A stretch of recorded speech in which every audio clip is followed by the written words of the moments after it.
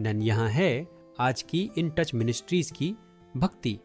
आज के शास्त्र पठन का स्रोत है उत्पत्ति अध्याय 22 श्लोक 15 से 18।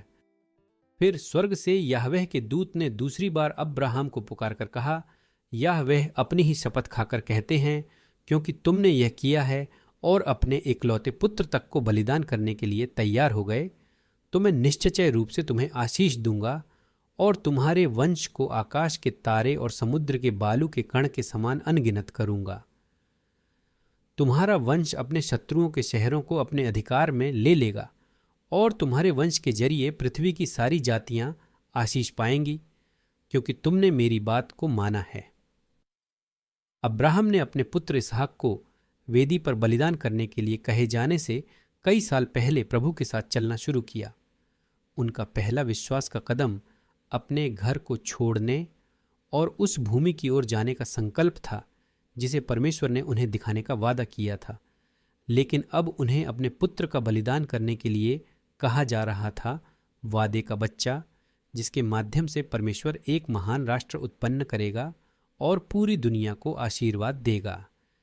इसहाक का बलिदान करना अब्राहम का सबसे बड़ा चुनौती था, फिर भी उन्होंने आज्ञा का पालन किया। कभी कभी प्रभु हमारी समर्पण की परीक्षा लेता है।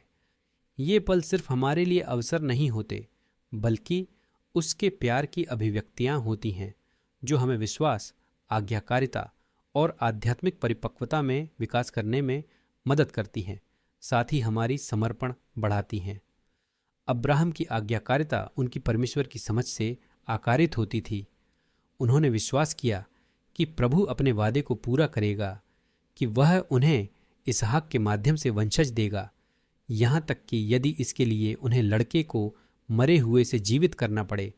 इसलिए अब्राहम ने अपने सेवकों से आत्मविश्वास पूर्वक घोषणा की, हम पूजा करेंगे और तुम्हारे पास लौटेंगे। उन्हें पता था कि परमेश्वर वफादार है।